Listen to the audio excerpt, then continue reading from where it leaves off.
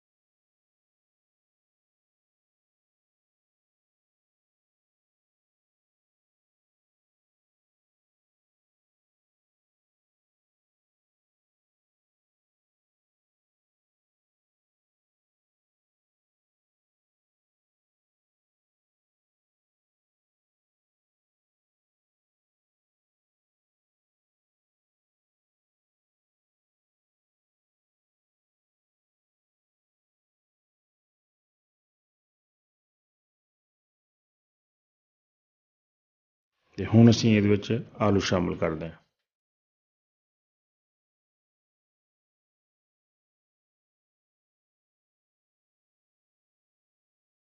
ਆਲੂ ਅਤੇ ਛੋਲੀਏ ਨੂੰ 4-5 ਮਿੰਟ ਅੱਛੀ ਤਰ੍ਹਾਂ ਭੁੰਨ ਲਵੋ।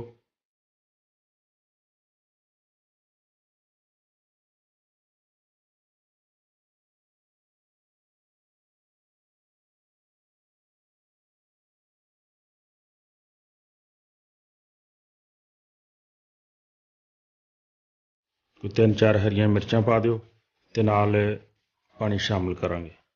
ਪਾਣੀ ਤੁਸੀਂ ਜ਼ਿਆਦਾ ਵੀ ਪਾ ਸਕਦੇ ਹੋ ਅਗਰ ਤੁਸੀਂ ਸ਼ੋਰਬਾ ਜ਼ਿਆਦਾ ਪਤਲਾ ਕਰਨਾ ਹੈ, ਜ਼ਿਆਦਾ ਬਣਾਉਣਾ, ਥੋੜ੍ਹਾ ਬਣਾਉਣਾ ਚਾਹੁੰਦੇ ਹੋ ਥੋੜ੍ਹਾ ਪਾ ਲਓ। ਮੈਂ ਤਕਰੀਬਨ ਦਰਮਿਆਨਾ ਜਿਹਾ ਹੀ ਸ਼ੋਰਬਾ ਬਣਾਉਣਾ ਚਾਹੁੰਦਾ, ਇਸ ਵਾਸਤੇ ਮੈਂ ਇੰਨਾ ਕੁ ਪਾਣੀ ਪਾਇਆ। ਤਕਰੀਬਨ ਕੋਈ 3-3.5 ਗਲਾਸ ਪਾਣੀ ਦੇ ਆ।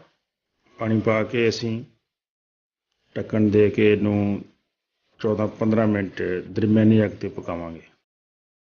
ਦਰਮਿਆਨ 'ਚ ਤੁਸੀਂ 1-2 ਦਫਾ ਚੈੱਕ ਕਰ ਲਓ, ਹਿਲਾ ਦਿਓ।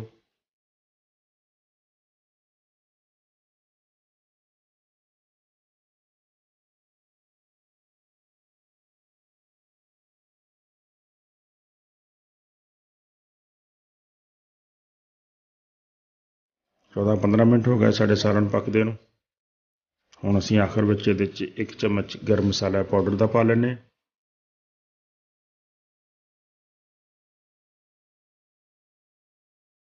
ਤੇ ਨਾਲ ਥੋੜ੍ਹਾ ਜਿਹਾ ਹਰਾ ਧਨੀਆ ਪਾਉਂਦੇ ਹਾਂ।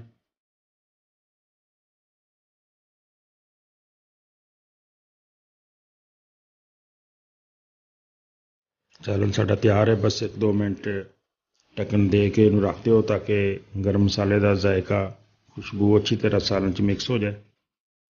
ਆਲੂ ਛੋਲੀਆ ਸਾਡਾ ਤਿਆਰ ਹੋ ਗਿਆ।